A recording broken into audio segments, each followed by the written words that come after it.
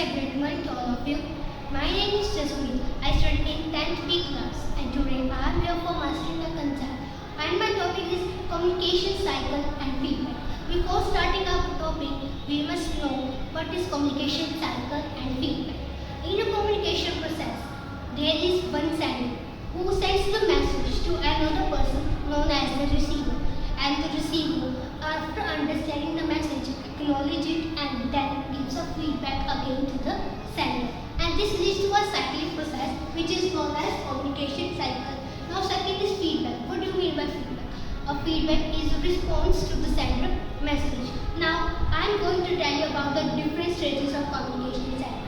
As you can see, there is a diagram in this board, and this is all the stages of communication cycle. The first one is the sender.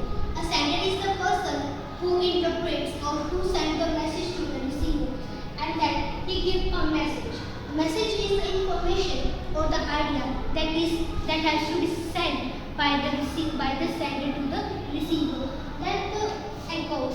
This encode means the person or means the sender wants it to convey the message by giving it a particular form, either in the written or in the oral form, or using body or sign languages. Then this message is sent to the receiver by a channel named communication channel.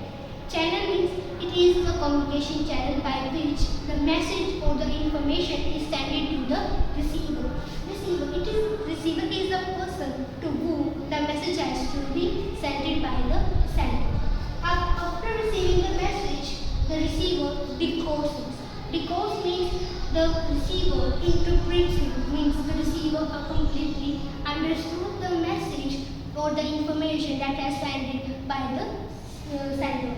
Then a feedback. After understanding the message completely or the information completely by the sender, the receiver gives a feedback to the sender. Feedback is the response to the sender's message. Now feedback, as I have told you in the starting, feedback is the response to the sender message. Now feedback, a good feedback must be specific, timely, meaningful and candid. What do you mean by specific? A specific means the communication or the topic must be related to the conversation that is going on between each other. Timely, a feedback that must close or that should be closed just after receiving the message. That helps us to build our personal and professional relationships. Meaningful, it is the type of the message that it has a positive or the negative meanings, or it give a positive or negative feedback to the receiver and to help them to work on the areas or to do better in the future. Then the last one is candidate. Candidate means the person or the message should be straightforward and that should be there, and there should be no distress or conflict between the person between the person. So these are the four types of the good communication. Now I am going to tell you about the different types of feedback. The first one is positive feedback. A positive feedback is the feedback that is constructive, work on building one's strength and boosts one's power, is known as positive feedback. And it is very important to keep students and the employees motivated. Some examples of positive feedback are: well done on your presentation, I appreciate all the efforts you have put into the project, the staff here is very cooperative and courteous. Our second type is negative feedback. And negative feedback is the feedback that works on attending one person doing very poorly or very bad, and to work on the areas which need improvement by giving a detail. For example, you never meet your deadlines, please work on your timelines. Please be polite when you talk to the customers. Our third is prescriptive feedback. The feedback that intends on pointing out someone is doing very poor or very good and give them a detailed information on what he is doing and to work on the areas which need improvement. For example, the pizza is missing some slice to it. Please work on the project. Please change your project topics. Now the fourth one is specific feedback.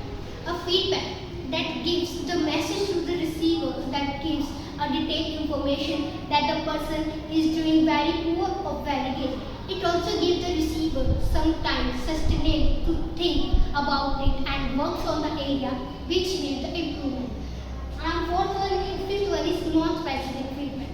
The feedback that do not provide any detailed information and not any time to think about the persons, and it helps on improving the person's strength and to do